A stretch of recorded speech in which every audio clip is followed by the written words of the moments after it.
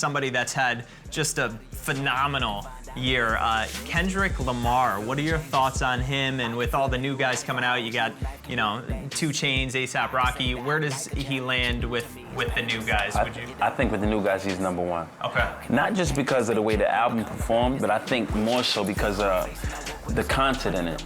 He brought it back to lyrics, but also brought it back to songs. And a lot of guys will be a great rapper and then they make horrible songs, or then they make great songs and then the verses are subpar. He gave us the best of both worlds, and he still was masculine. Nothing against what Drake does, because I'm one of the biggest Drake fans of all time. But Drake is a little bit more emotional, a little bit more, I don't want to say feminine, but I just want to say that. Soft is the word you're looking for. I think people in the hip-hop world have been waiting for a record like this. It's a record that can bring a street sound and a conscious vibe together.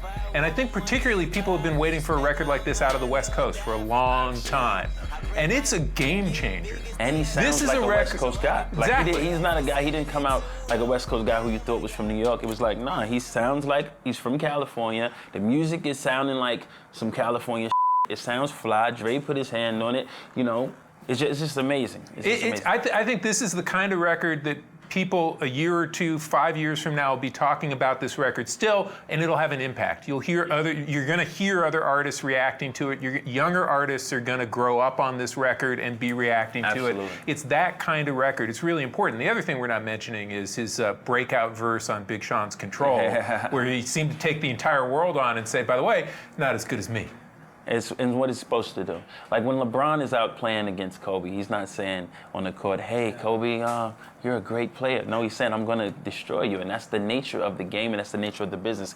To me, he didn't say anything offensive. The most people who took offense to it were people who are not relevant anyway. And the guys who were mentioned in the song who took offense to it, I think it's very petty. I think it's just like, grow up. He's saying what you're supposed to feel. What's really cool about that verse, too, is that he outshined the rest of the Big Sean's track. There was not a single headline that said new Big Sean track as much as it said Kendrick Lamar's verse. Have you Radio was just playing like that piece of the song. Yeah. I was like, I actually was thinking about it before. I'm like, that was a Big Sean song, right? So where does Kendrick fall on the list?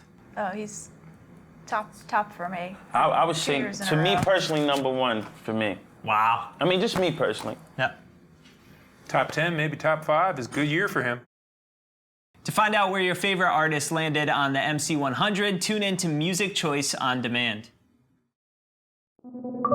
MC